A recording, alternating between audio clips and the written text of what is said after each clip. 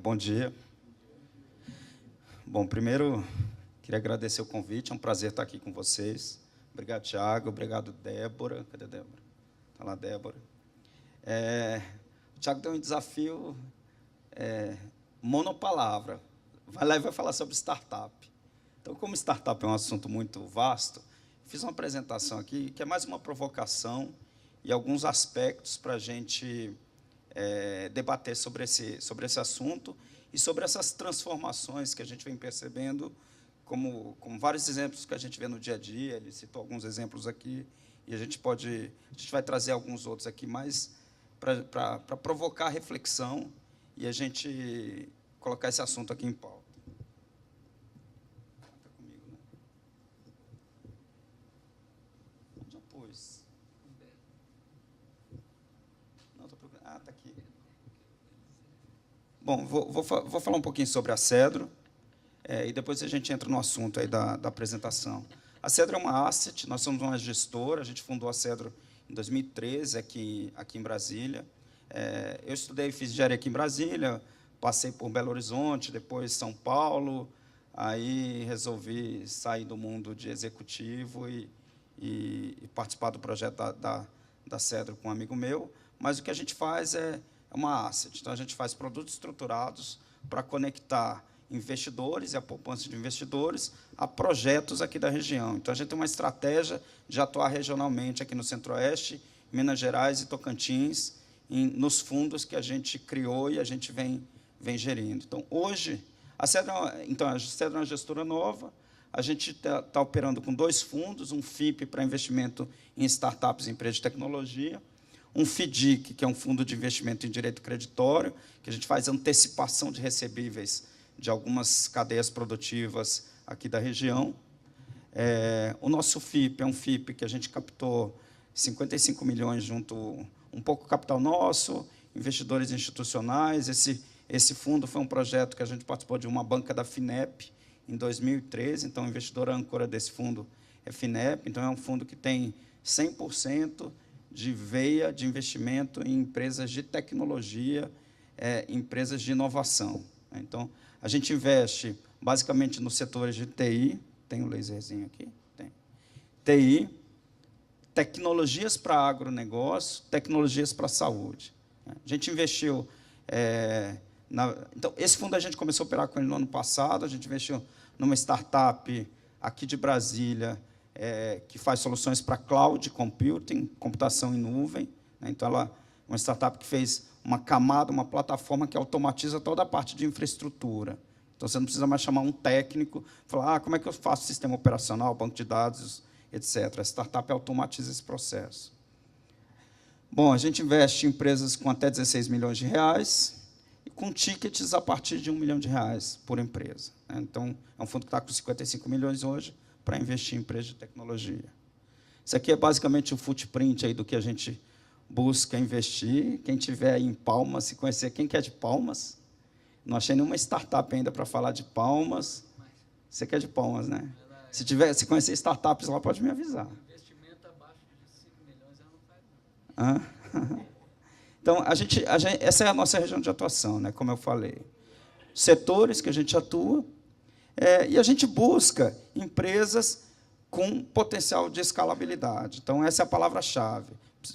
A gente busca uma empresa que eu invisto hoje, numa empresa, invisto qualquer coisa, R$1 milhão, R$1, e daqui a 5 anos eu vendo a minha participação por 10. Essa é a lógica do venture capital, essa é a lógica do capital de risco. É mais arriscado, né? As startups são um investimento mais arriscado. Mais arriscado investir numa startup do que uma empresa consolidada, com anos de vida, um mercado, uma base de clientes, etc.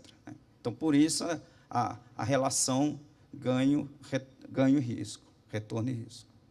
Falando um pouco sobre questão de risco, investimento em capital de risco, capital de risco não é uma novidade. A novidade de investimento em tecnologia é recente, a gente está no século XX.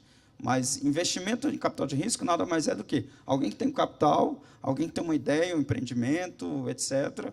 Bom, junta o capital ao empreendimento, vamos fazer esse projeto e obter o retorno lá na frente. Então, os primeiros casos aí estão citados, a gente trouxe só um pouquinho de história. Então, a expansão de Roma ela era feita mais ou menos nessa forma. Então, novos territórios, Roma dava um território para um empreendedor tocar aquele território, e eles tinham um retorno em cima desse território. O cara investia, mas falava, agora esse território é seu, você vai governar, e o retorno desse território a gente vai dividir. As grandes navegações, elas eram financiadas, e entrando mais na linha digital, na linha de tecnologia, de computação, de informática, de startups, como a gente conhece hoje, a gente tem um primeiro caso aí, que foi o investimento na Digital, isso ainda na década de 40, aquela instituição ARD foi a primeira firma criada especificamente para alocar capital em empresas que estavam desenvolvendo tecnologia no período pós-guerra.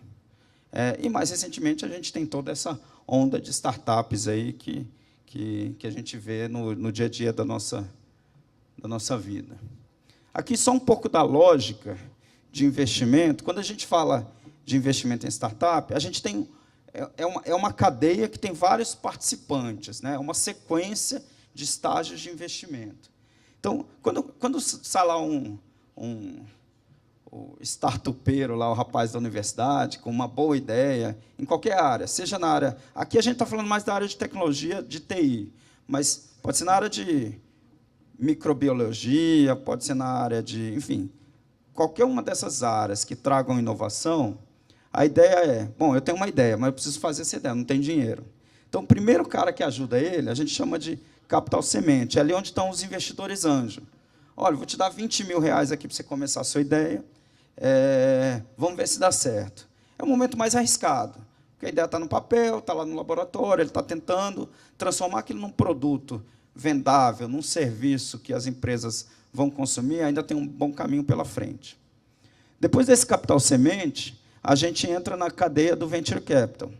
O risco é um pouco menor do que o capital semente, porque, em tese, aqui, a empresa já validou sua ideia, já tem clientes, você consegue falar com o cliente, falar de fato que ele está fazendo entrega, mas a empresa ainda precisa conquistar o mercado, para se garantir no mercado, porque hoje não tem mais negócio sem competitividade. Qualquer negócio tem concorrência, tem competição.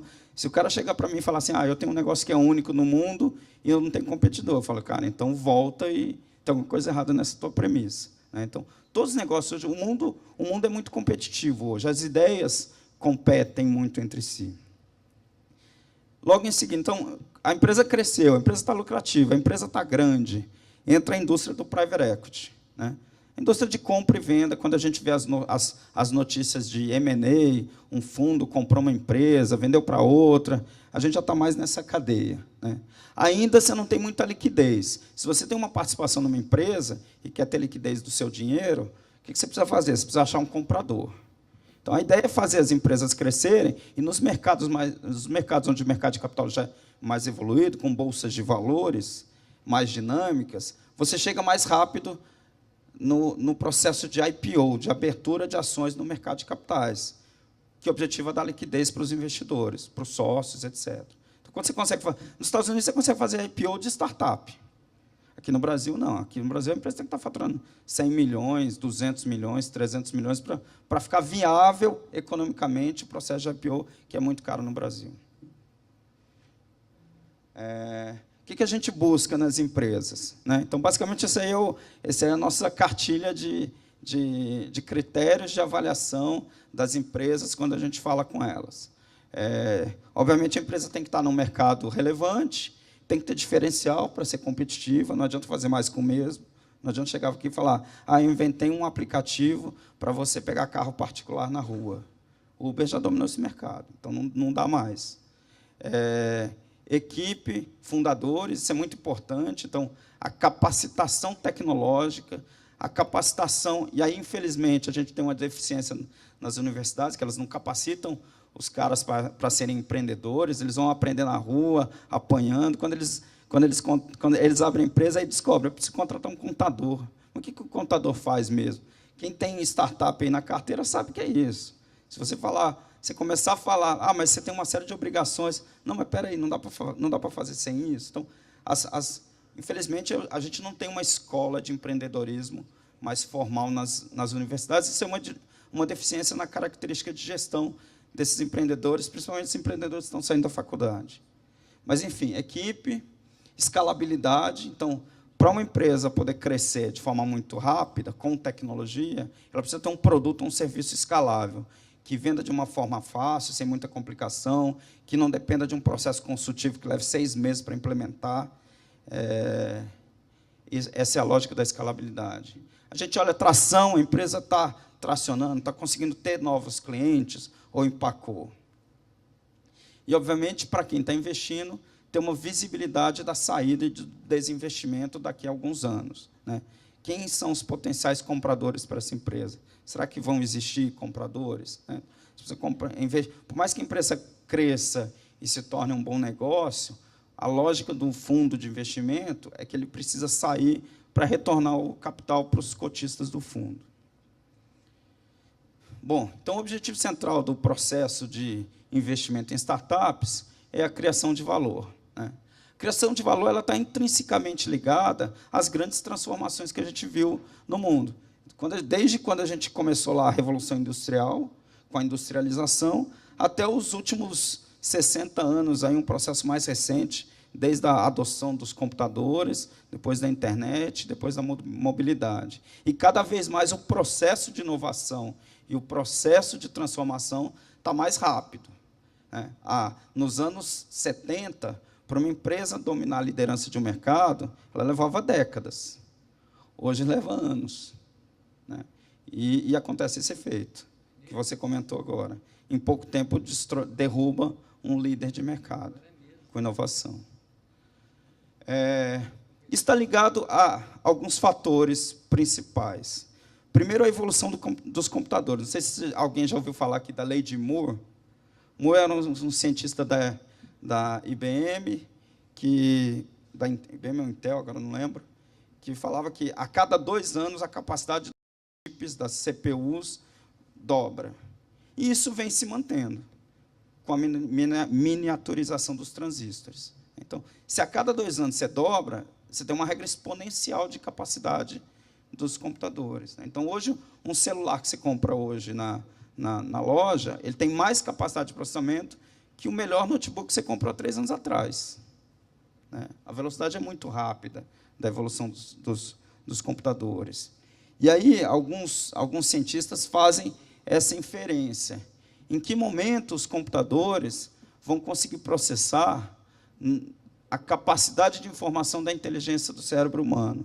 E a gente está caminhando para isso. O assunto inteligência artificial, a gente vai falar um pouco sobre isso mais na frente, mas é o assunto da vez aí hoje, quando se fala de tecnologia, de evolução, e muitos, não poucos, mas muitos estudiosos dizem que a inteligência artificial é a nova revolução, né? Depois da internet e mobilidade, a aplicação de técnicas de inteligência artificial nos processos e nas nossas atividades do dia a dia. Aqui só um exemplo. A gente falou da capacidade de processamento do computador. Outra é a capacidade de memória, de armazenar arquivos, né? Hoje em dia, na nuvem, tudo está infinito. Ninguém fala mais assim, não tenho mais, né? As coisas estão quase infinitas. Então, você tinha, em 2005, isso eram chips de 128 mega. Isso são chips de 128 giga. São 1000 vezes mais capacidade de armazenamento, né? A gente está falando aqui de 9 anos.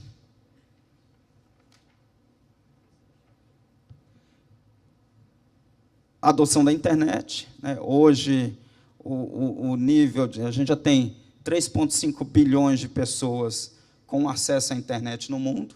É claro que isso não é ainda a grande maioria da população, mas quando a gente olha a adoção na pirâmide social, a parte superior da pirâmide já adotou tecnologia. E nos países desenvolvidos, essa adoção é quase 100%.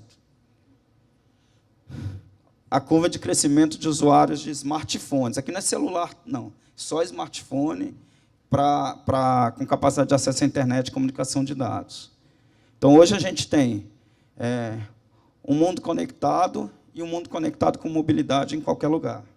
falando aqui de alguns assuntos que a gente conhece do dia a dia, mas esse slide aqui é só para demonstrar como a transformação aconteceu, né? Algumas indústrias tradicionais aí, táxi.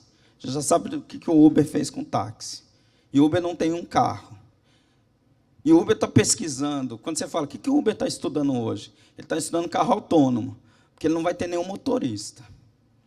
A gente fala assim, tem um risco em vários países da questão trabalhista do Uber com motorista. E ele, no longo prazo, ele fala, espero que eu não tenha mais esse risco no futuro. O carro vai ser autônomo. Recentemente, teve a polêmica aí da tributação não sei se vocês ouviram essas histórias, mas sobre os robôs, né? O robô vai trabalhar, eu tributo o trabalho do robô, né? Então, são assuntos que vão surgir, certamente. Tributo do trabalho do robô. Deve ser o negócio do Temer, do Meirelles, né? Não? Puta que pariu. No Brasil é difícil não tributar qualquer coisa. A Previdência, né? Paga INSS do robô. Coitado. E daqui a pouco está um tanto de robô aposentado no cantinho, né? Tá difícil. Isso deve ser do Padilha, sabe? Hotel, Airbnb. Primeiro o Uber, né? Quem já adotou o Uber, principalmente quem adotou o Uber no começo, quando o Uber só tinha aqueles carros pretos, falava assim, cara, mas é mais barato e essa diferença toda, porque na época dos carros pretos era muito melhor do que os táxis. Principalmente Nova York, tem muito carro velho lá, os táxis, aqueles táxis amarelos. Aí vinha aqueles caras naquelas Suburban, aquelas SUVs pretas novas, o cara comparava e falava, não estou entendendo, tem alguma coisa errada aqui, né? Airbnb. Alessandro, só um depoimento de adoção de tecnologia aqui, né? Por exemplo, eu 2 carros em casa, um meu e da esposa. Deu uma louca que eu queria trocar meu carro. O carro é novo, mas eu queria trocar. Você vai ter 4. Agora vai ter 4, não vai ter mais 2. Aí eu falei assim, deixa eu fazer uma experiência de usuário de Uber. Cara, eu vou ficar 3 meses sem carro, para ver a eficiência desse aplicativo. Olha, em 3 meses eu fiquei na mão uma vez. Entendeu? Porque o Uber estava indisponível, no âmbito tal. Aí eu troquei, fui para o Cabify, né, nessa hora que eu fiquei indisponível, etc. Cara, passaram 6 meses e ainda não comprei outro carro. Porque, posso falar, você chama, e em Belo Horizonte lá funciona maravilhosamente bem. Num raio de 5 minutos, 3 minutos, eu tenho um motorista particular, não paga estacionamento, não paga IPVA, não paga seguro. Eu fico com dó dos caras. Para mim, isso é escravidão, né? Eles têm que trabalhar 12 horas por dia, né? Mas, que maravilha. Olha, eu moro muito perto, eu gasto R$7 para ir e voltar, para ir para o trabalho e voltar, entendeu? Tiago, me faz falta, cara, a gente tem um apego em ter um carrão, a gente tem um apego em ter um carrão na garagem. Se a gente conseguir trabalhar isso, né, que esse é o mais difícil, né? O Marquinhos quer ter uma Porsche, né? Deixa eu saber o tamanho do IPVA da Porsche que ele vai ver.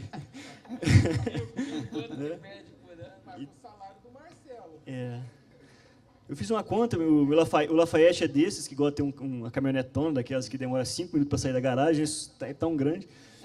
Fiz uma conta, cara, você sabe que você está jogando R$20 mil por ano fora? Assim, agora já não é uma questão também uma questão financeira, né?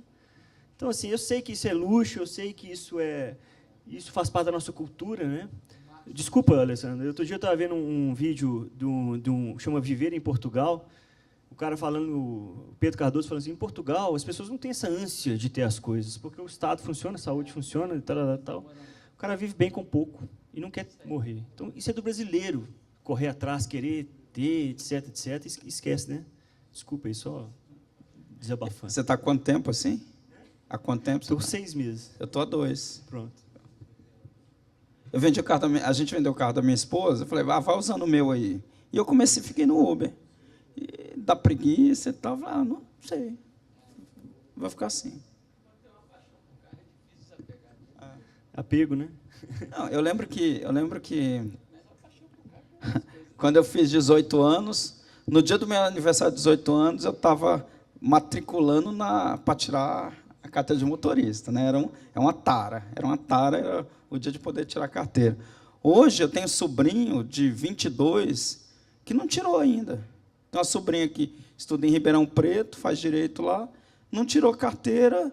Não, é um de Uber, tá bom. Você não quer... Não, carro, tipo... É nisso que essas empresas, as experiências que a Ford e algumas outras... A Ford está fazendo uma experiência em Detroit de carro compartilhado, né? Então, você não tem carro, você paga uma assinatura, eu preciso ainda é agendado, eu preciso de um carro 8 horas para mim, para o dia todo. Alguém vai deixar um carro para você lá. Você usa esse carro, deixa em algum lugar, avisa que você deixou lá pelo aplicativo, amanhã alguém pega.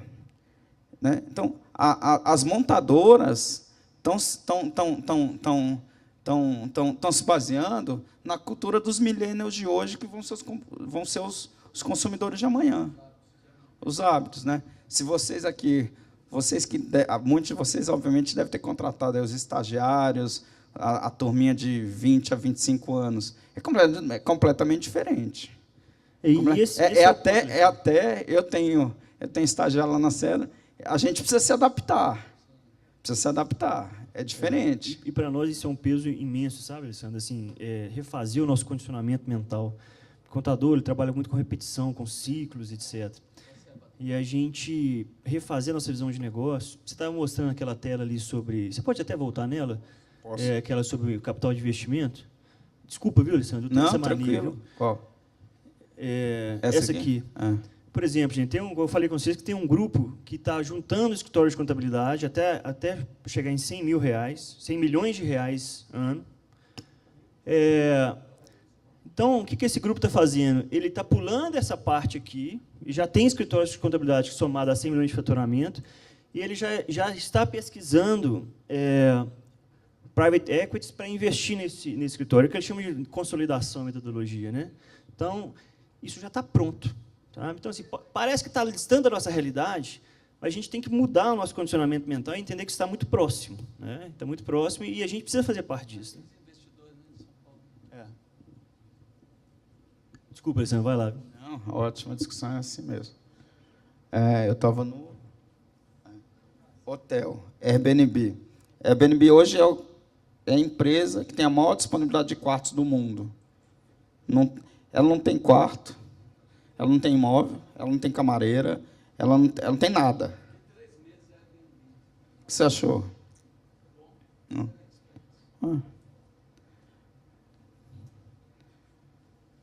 E o valor de mercado da Airbnb é maior do que da maior rede hoteleira do mundo. O valor de mercado em ação.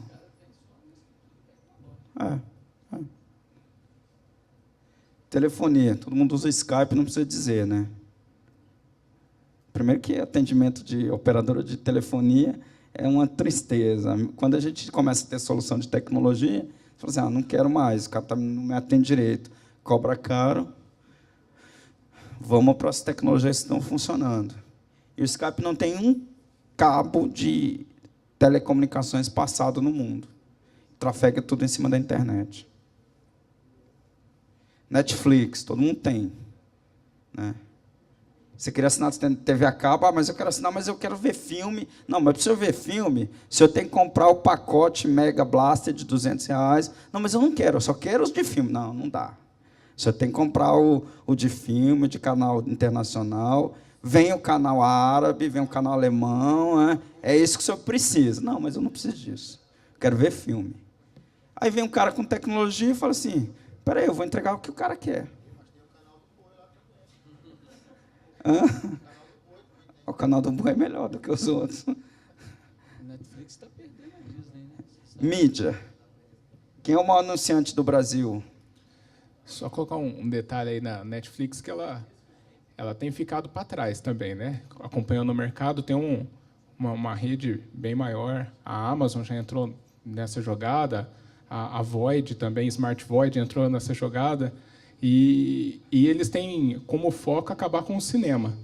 Inclusive, os lançamentos eles estão fazendo parceria com grandes empresas para que, com um preço bem justo, no preço de R$10, R$12, você assista o lançamento antes mesmo de chegar no cinema. Então, se a Netflix também não apertar o passo, ela vai ficar para trás. Tem a cadeia de cinema muito, né? Então, você faz um lançamento no cinema, em 3 semanas o cara fatura 500, 600 milhões de dólares. Então, ainda tem uma questão econômica aí que é difícil tirar o cinema da cadeia, porque ele ainda dá muito dinheiro. Então, quem produz o conteúdo, fala assim, peraí, por isso que tem a janela. Primeiro eu ponho a janela do cinema, depois eu ponho a janela da TV paga, né? Depois que o cara vai lá para o dono do conteúdo, depois que ele licencia para o Netflix. Né? Por isso que o Netflix faz tanta produção própria Netflix. Senão ele tem que esperar a janela do conteúdo. Né? Mas, enfim, mídia. Eu perguntei errado, não é quem é o maior anunciante. Quem é o maior veiculador de mídia do país hoje? Google e Facebook. Já bateram a Rede Globo. Então, eles não produzem um conteúdo. Enquanto a Globo, a CNN, NBC, tem que 24 horas de programação, uma porrada de canais, esse cara não tem nenhum, ele não produz nada. Ele tem o YouTube. Mas quem que produz conteúdo do YouTube? Nós. Um outro exemplo, esse exemplo é legal. Porque tinha inovação aqui. Não é que parou a inovação. A Kodak é do inventor do filme de rolo. A Kodak, em 1975, patenteou a câmera digital portátil, em 1975. E as câmeras digitais só foram para o mercado em 1990, na década de 90. A Kodak foi uma das primeiras a lançar uma câmera digital, em 1990. Em 2012, pediu concordato. Por quê? O mindset dessa indústria estava muito na fotografia. A gente não quer a fotografia, eu não preciso do papel. Né? Eu preciso guardar a memória. Esse cara aqui acabou com a Kodak. Né? Então, ele era inovador, a Kodak, estava sempre inovando, tinha um investimento em PD altíssimo, mas estava preso na lógica de negócio de 100 anos.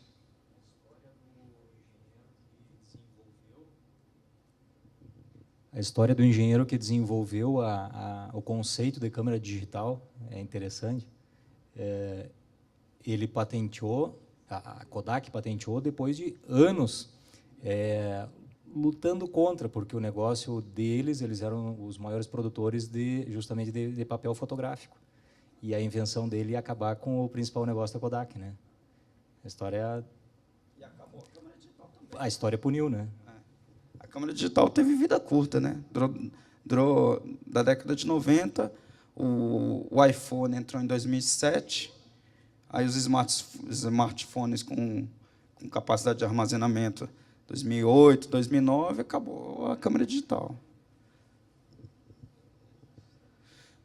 Então, essas transformações que a gente vê, elas estão... O que tem de lugar comum nessas transformações? Inovação, tecnologia, ou a inovação em tecnologia, às vezes não precisa inovar em tecnologia, modelo de negócio, num processo. Então, se você olhar do ponto de vista tecnológico, a tecnologia do Uber não é grandes coisas. Não é grandes coisas. Você pegar... Quem já fez app aqui, vai. Você pegar o cara que faz app, você fala, faz um app igual ao Uber? Faço. A lógica aí é o modelo de negócio. Né? Fala assim, não precisa mais ter o carro, não precisa pagar mais R$150 mil para ter uma placa licenciada pela prefeitura, não precisa mais pagar a licença toda ano desse carro. Bom, e essa inovação em tecnologia, processo e modelo de negócio, ela explora basicamente deficiências, ou algum atendimento, ou alguma lacuna que tá sobrando aí, e com a ideia você ocupa esse espaço. Então, seja ineficiência nos produtos, então, estou entregando um produto de qualidade ruim. Ou então, o exemplo do Netflix que eu dei agora com a TV a cabo é ineficiente de produto. Mas, pô, eu só quero esse conteúdo. Não, mas você tem que comprar o pacote todo. Até o dia que o cara fala assim, tá bom, vou entregar só o que você quer. Diferenciação por qualidade, a gente falou do Uber, né? Quem experimentou o Uber no começo, fala assim, espera aí, estou pagando quase até um pouco menos, e táxi amarelo ou essa Suburban preta, nova. Oferta a custos menores. Obviamente, para o cara ofertar a custo menor, tem processo, automação e ganho de eficiência na forma com que ele prepara, produz aquele produto ou aquele serviço. Então, ele inova dentro de casa e consegue ter diferenciação de custo. Mercados não atendidos de forma satisfatória. Né? Você tem um mercado... Aqui eu vou dar um exemplo na indústria de vocês, que é o próximo slide. O surgimento dessas contabilidades online. A contabilidade online ela surgiu e ela abocanhou um mercado que não era atendido numa lógica de custo-benefício adequada, que era o mercado dos PJs. A indústria de PJ ela proliferou, né? Então, principalmente nos últimos anos. Então, o cara é PJ, ganha R$5.000 por mês. Como é que ele vai pagar um salário mínimo de contador? A mecânica não funcionava. Até achar alguém que fala assim, não, espera aí, se eu automatizar, passar o trabalho para o cliente, colocar uma plataforma e não precisar ter gente para ficar fazendo trabalho braçal, eu consigo, agora eu só consigo fazer esse cara aqui. Lucro presumido, simples, não pode ter funcionário, não pode ter mais nada, porque aí ele automatiza. Então, ocupou uma lacuna de mercado. Óbvio que o cara de online não vai conseguir atender uma empresa lucro real, cheia de funcionário, consolidação de grupo empresarial, holding, sub-holding, etc. Não dá. Oi? Mas não tem volta. Não tem volta. O que acontece hoje é que a grande multiplicação das empresas, pessoa jurídica, né? É porque o imposto é baixo, né? Lucro presumido, simples. Mas o governo já está pensando em mudar isso aí. E ele vai mudar, porque é um lugar mais fácil dele buscar isso aí mesmo. Aí vai voltar o contador novamente, precisar pensar para poder dar uma opinião. Porque hoje está muito fácil mesmo. Hoje você pega um médico, hoje não existe mais médico pessoa física, né? Pelo menos lá no Piauí, o que a gente tem é que todo hospital só contrata hoje pessoa jurídica. E o médico não fatura 5, ele fatura 30, 40, mas ele está pagando menos. Né? Não é simples, mas o lucro presumido mesmo ainda dá um ganho bom. Mas o governo já estudou aí que tem um filão que precisa... É até injusto, né? O assalariado paga 27,5% e o médico paga em torno de 14%. Então, isso já... Mas a contabilidade precisa realmente se reinventar, porque a tendência, não apenas por causa disso aí, mas a facilidade tecnológica.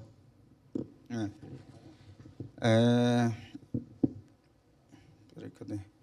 E outro, assim, aí aqui sim entram novos produtos, novos conceitos, que criam novos mercados, novas categorias, coisas que a gente consome hoje que não existia há 20, 30 anos atrás. Né? Então, a inovação permite isso. Então, fala assim, eu vou chamar um iFood para trazer a pizza. Não existia isso. A pizza existia, mas o serviço automático de delivery não existia. Então, você passou a entrar no teu dia a dia, usar esse serviço. Né? Então, a gente tem hoje, no mundo de hoje, uma série... Se a gente olhar, se a gente tentar voltar 30 anos atrás, o que você pagava de conta no cartão de crédito? Aí eu comprava alguns produtos, pagava a conta no cartão de crédito, na conta corrente, na despesa pessoal. Eu pagava telefonia, eventualmente TV a cabo, escola dos filhos. Hoje você tem uma série de coisas adicionais que você paga. Eu pago Uber, eu pago Netflix, eu pago não sei o quê, coisas que não existiam no passado. Né? Então, a criação de novas categorias de produtos e serviços, que também estão empregando muita gente. Né? Então, a automação tira a gente dos empregos tradicionais, mas quem que é de Santa Catarina aqui? Conhece uma empresa lá chamada RD Station? Conhece uma fábrica têxtil de Santa Catarina, tinha em média quantos funcionários? 500 funcionários, 1.000 funcionários. A indústria têxtil passou por transformação e demitiu operário. A RD Station é uma empresa de marketing online emprega 500 pessoas. Então, tem uma transformação, uma migração de emprego. Aí, quando eu entro na discussão que fala assim, a inteligência artificial, etc., vai acabar com o emprego no mundo, eu falo, cara, não. Vai ter uma migração, concordo 100%, mas acabar com o emprego no mundo, assim, o emprego formal, acho que vai, do jeito que a gente conhece hoje, ou vai diminuir drasticamente, mas o trabalho, não, a atividade remunerada, não. Né? E isso é outro aspecto para pensar. Bom, consequência de toda essa transformação, inovação, etc., as maiores empresas listadas na Bolsa Americana são tecnologia, tecnologia, tecnologia. Essa aqui é de investimento. Tecnologia, tecnologia. Petróleo, banco. Então, das top 10, você tem 5 na cabeça aqui de tecnologia. Qual a idade dessas empresas? A Exxon aqui, do petróleo, tem 106 anos. JP Morgan, 218 anos. 41, 19. Essa... Hã? Mas tem ali, JBS.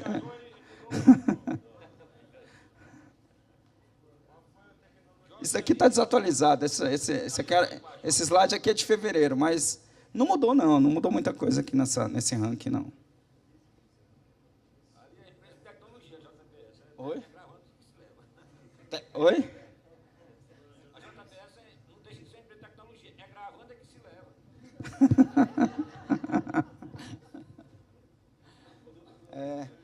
Aqui eu coloquei aqui óbvio que eu não vou me ousar aqui e tentar opinar sobre a indústria de vocês. Coloquei alguns pontos aqui, mais para debate e reflexão. Né? Então, a gente falou já da contabilidade online, virou lugar comum. Eu fiz esse slide aqui em 20 minutos, olhando no Google.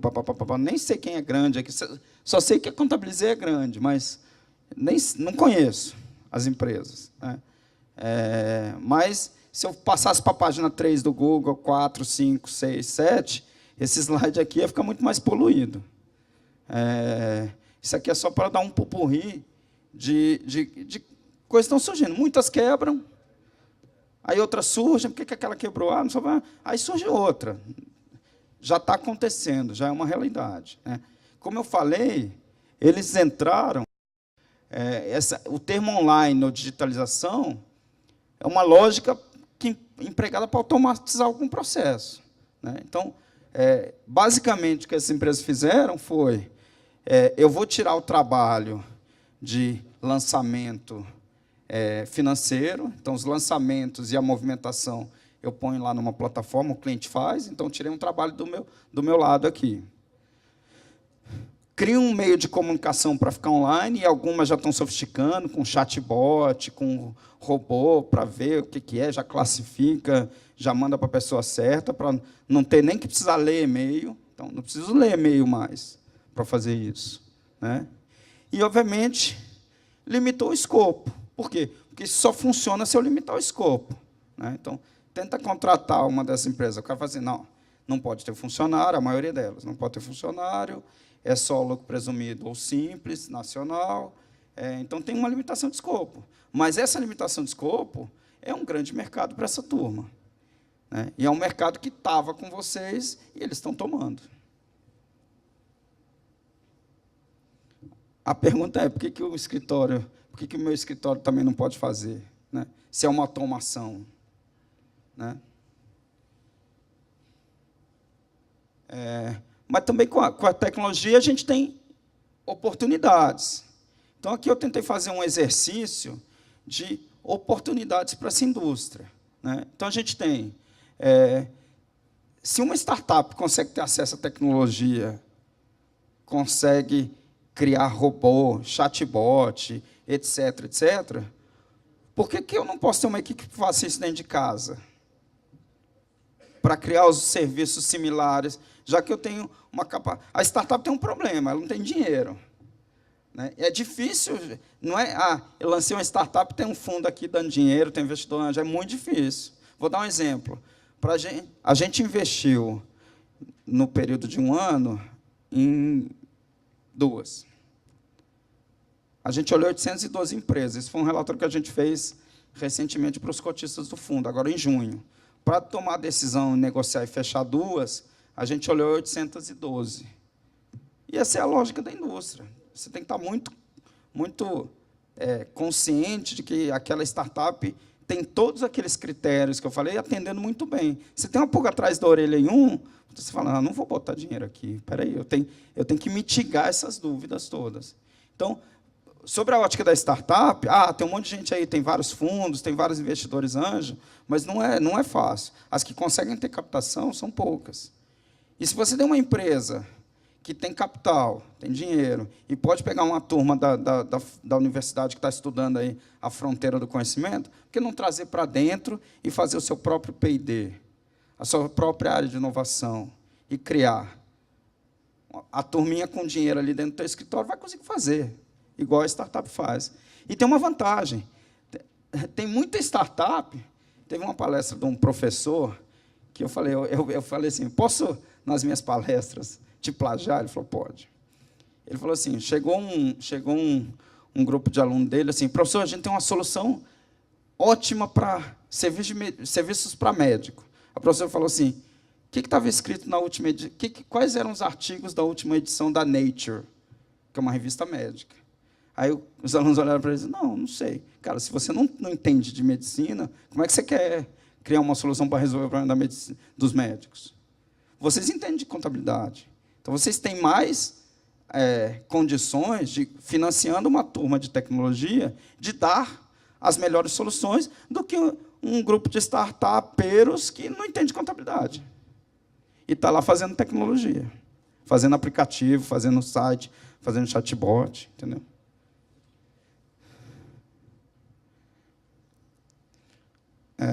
Bom, não, esse slide aqui. Então, automação dentro de casa. Né? Então, quanto mais eu automatizar processo, por mais que eu fale assim, esse processo aqui eu vou fazer exclusivo para os PJs, e vou lançar um produto lá para competir com aquela turma.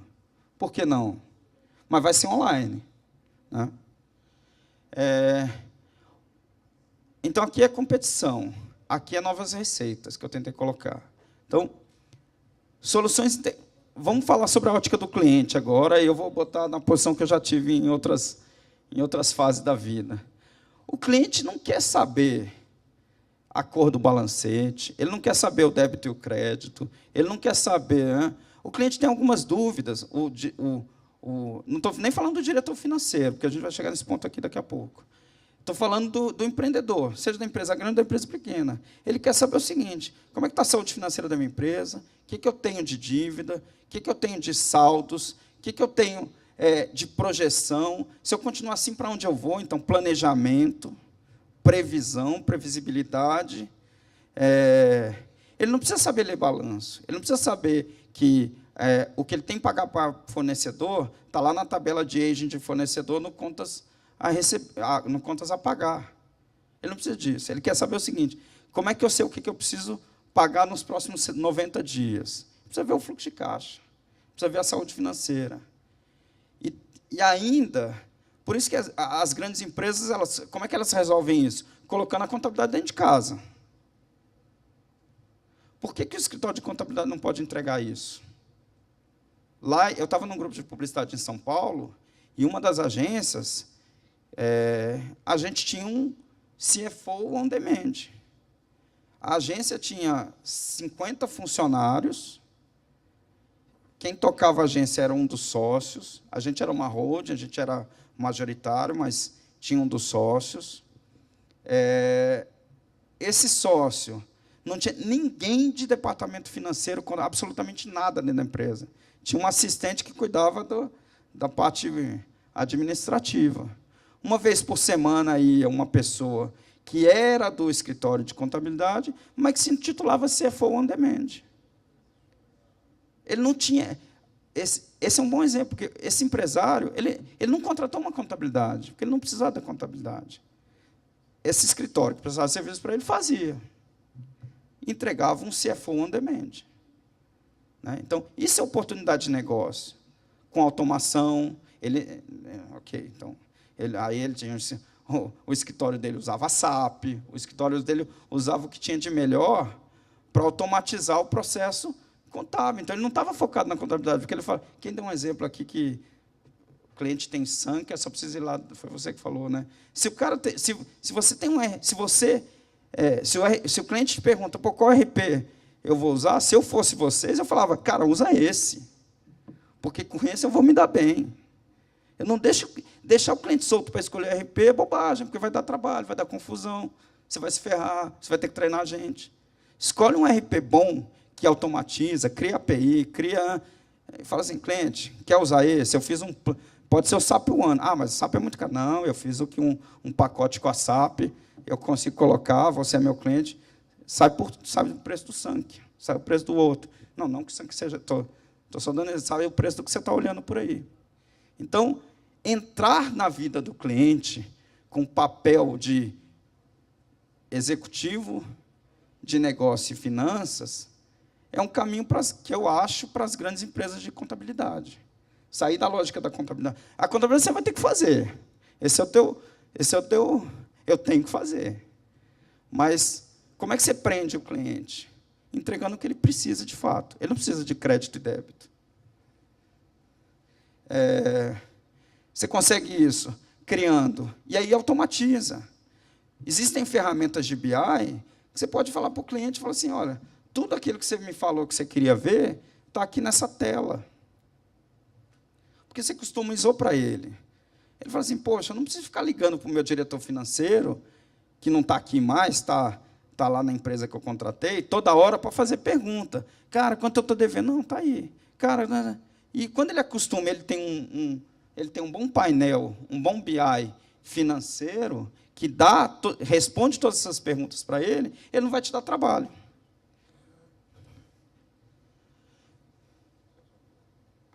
Capacitação de clientes. Esse é outro ponto, né? Então, se eu fizer assim, no nível de médias empresas, não nas grandes, mas no nível de médias empresas, aí eu vou ousar aqui e dar um chute. Se perguntar para a empresa, falar assim, cara, você entende como que seu plano de conta está organizado? De 100, 90 vão falar que não tem a menor ideia. O contador nunca explicou isso para ele. E aquilo é muito importante. Se o cara não entende o que é custo, o que é despesa, o que é custo direto, o que é custo indireto, como é que ele vai entender a saúde financeira do negócio dele? Como é que ele vai saber qual é o custo unitário de um produto? Como é que ele vai saber qual a margem que ele tem para aquele produto? Aí ele fala assim, puta, estou vendendo muito. Mas está deficitário, está perdendo dinheiro. Ele pode ver isso num painel de resultados.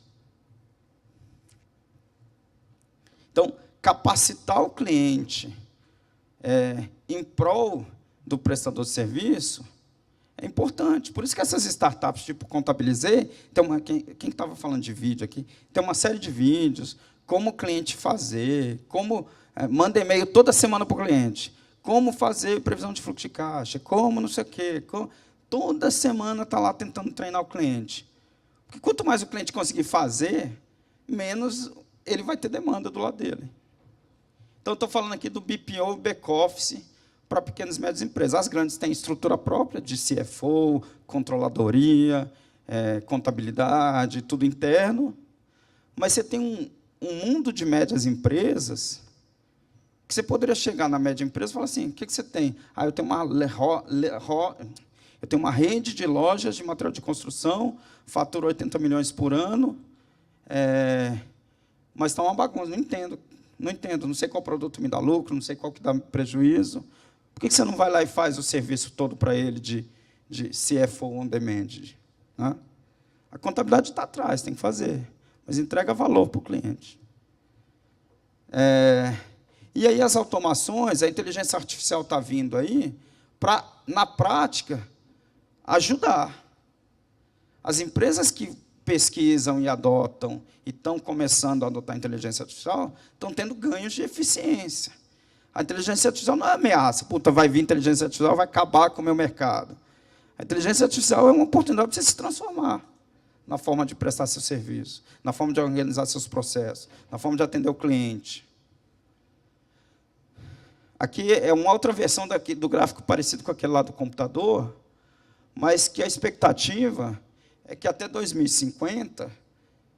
vários artigos dizem isso, a gente já vai ter um processamento na velocidade com características de raciocínio do cérebro humano, para tomada de decisão, para classificação das coisas. Então, a gente já está aqui, a gente já tem uma série de aplicações que usam inteligência. Inteligência artificial não é uma coisa do outro mundo, a gente já tem no dia a dia hoje. Quando o cara tem iPhone aí, ou então um Android, você aperta lá e fala alguma coisa, tem um processo de inteligência artificial para reconhecimento de voz, entendimento da linguagem natural para entender o que você está perguntando para ele. Quando a gente vai em vários... O cara identificou minha face, biometria, é algoritmo de inteligência artificial. O dedinho que a gente põe lá no caixa eletrônico e valida a sua digital, é algoritmo de inteligência artificial.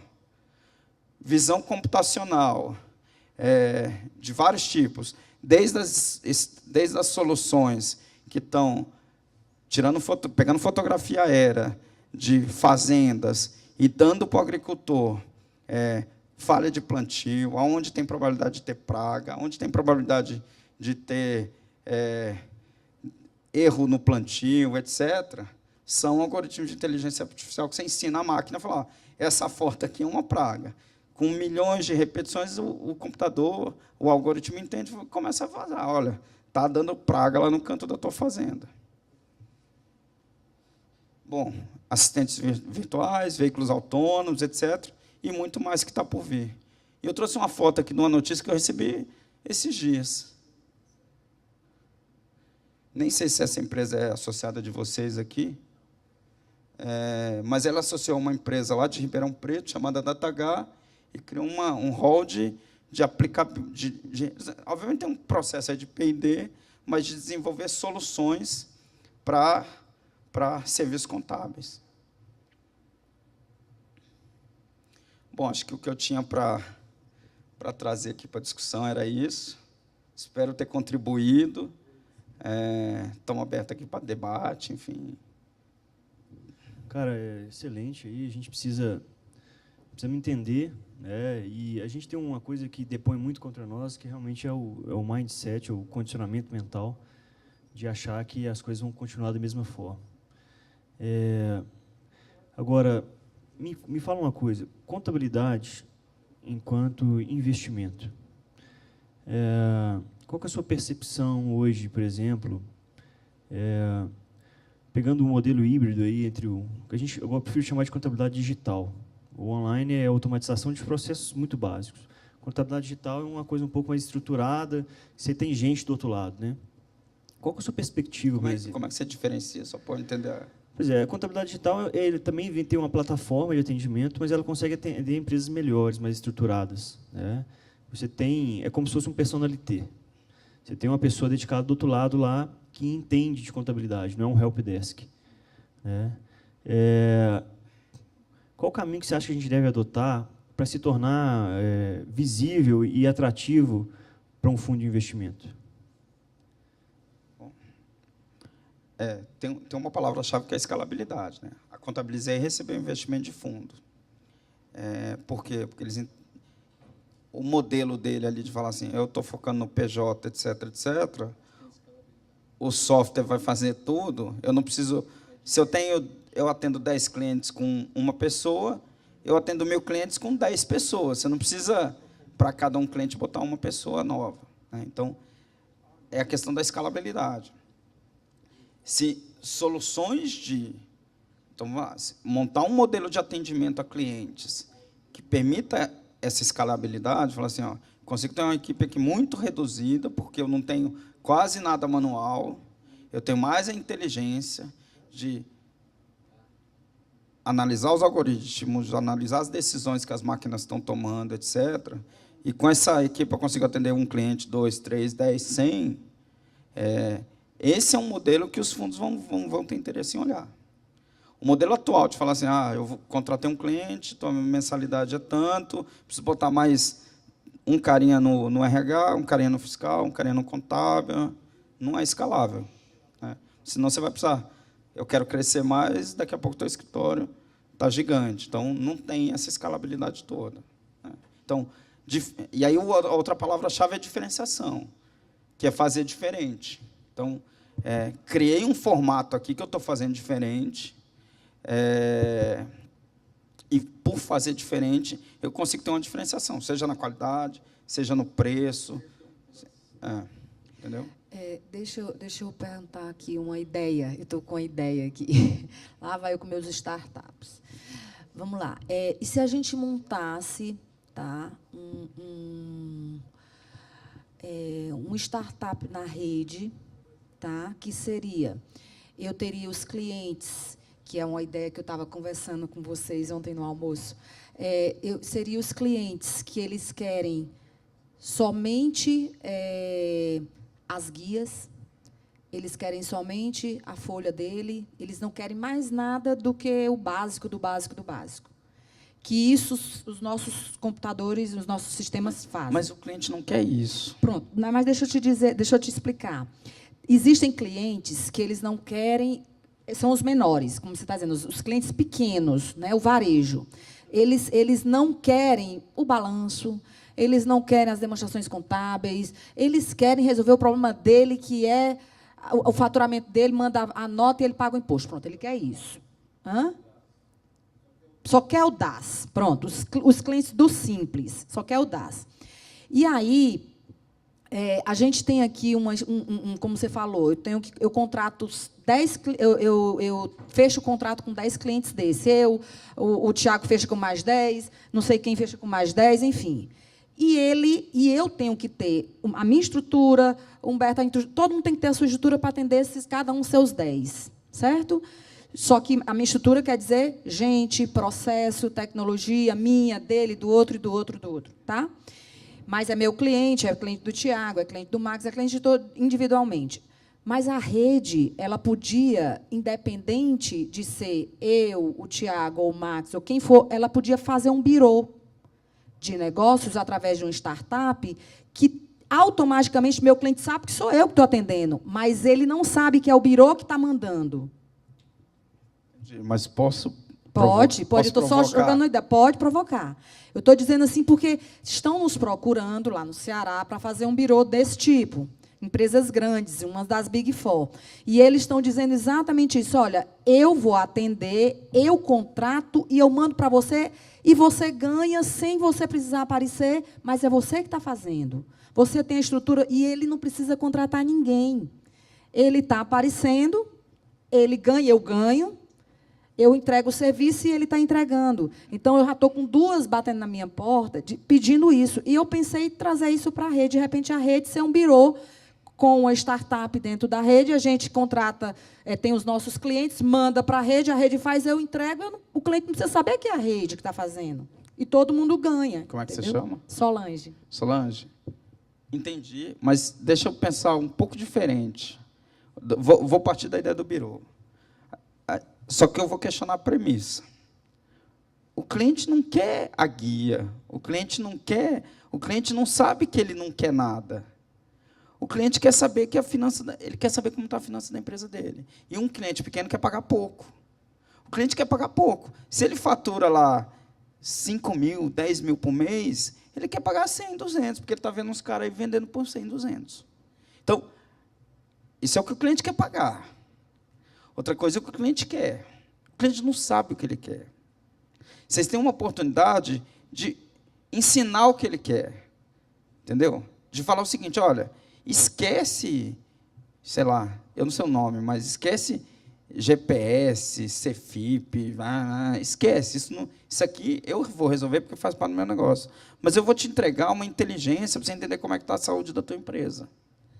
Eu estou pensando nisso também. Se você fosse investir num birô... Eu estou pensando nisso também. Se eu fosse colocar um birô... Eu dou a ideia do birô, mas podia ser outra... Se eu fosse montar esse birô, eu ia colocar um contador muito bom, com uma boa experiência, com a cabeça aberta, e uns 15 caras de desenvolvimento de software para falar o seguinte, como que eu automatizo tudo, entrego um BI para o cara falar o seguinte, olha, eu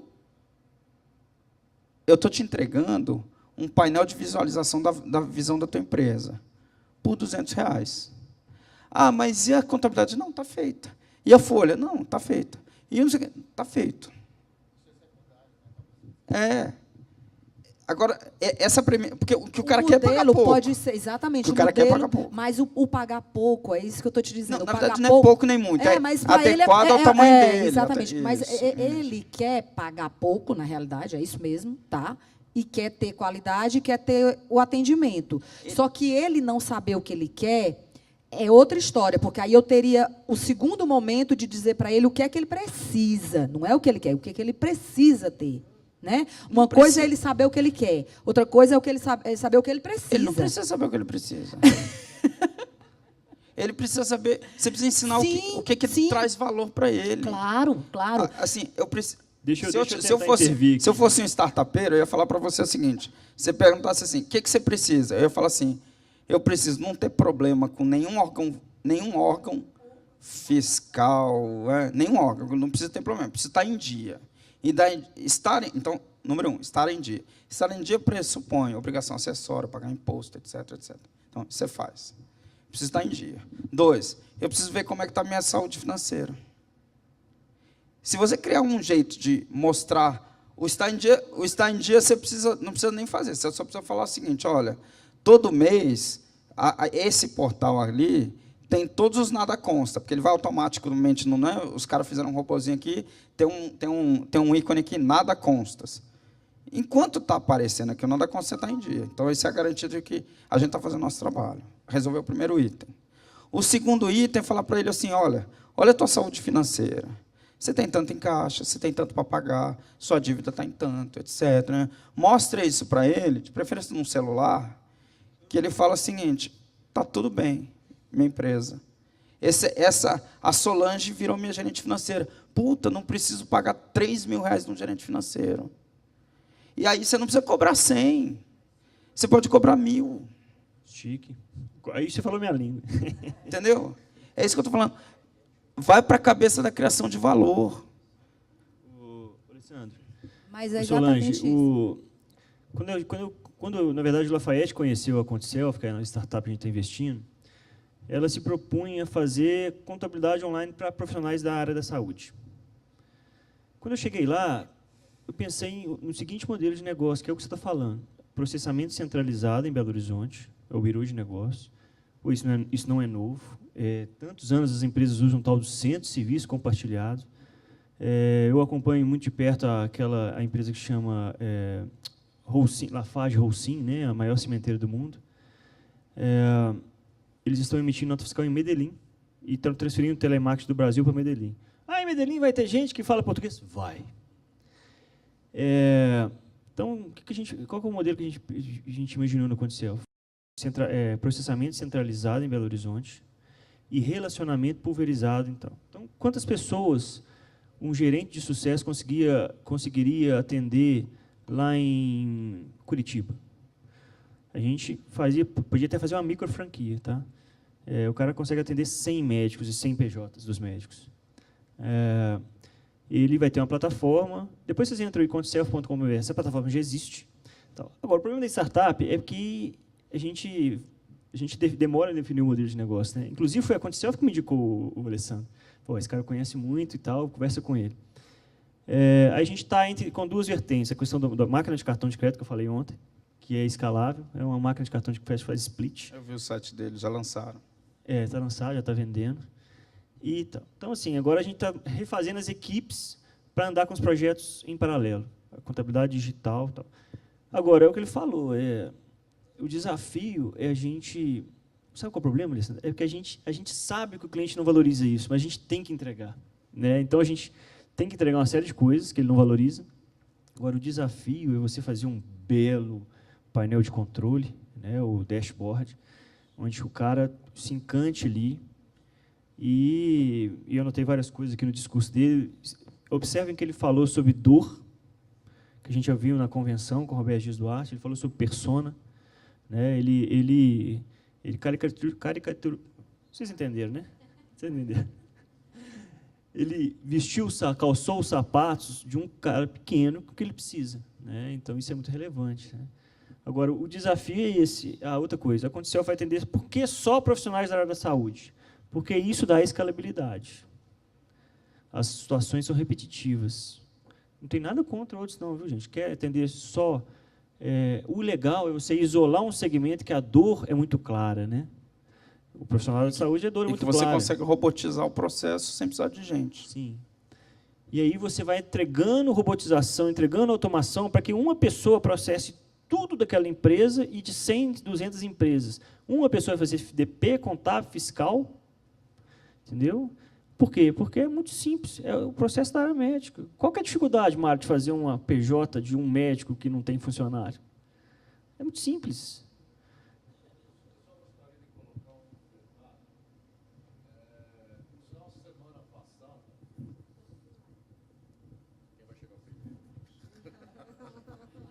A semana passada, nós tivemos uma procura no escritório de uma startup. Na verdade, não foi da startup, foi da investidora. Inclusive, também na área de medicina, um pessoal ligado na Unicamp, em que estaria completando, acho que o 8º ano em que eles fizeram um investimento, e de acordo com o contrato que eles fizeram, que ainda estava fora da legislação dos anjos ainda, né? Eles estavam retirando o investimento. Eles haviam investido cerca de R$60 mil, isso nesses 8 anos, e agora estavam conseguindo liquidar, vender a participação deles por mais ou menos R$800 mil. O negócio é assustador, né? E aí que aconteceu o fato. A nossa legislação é extremamente complexa e difícil de ser interpretada. Então, nesse exemplo que eu estou dando, de 600 para 800 mil, qual é a tributação do ganho? A pergunta está feita para todos. Cada um pode responder o que quiser a respeito disso.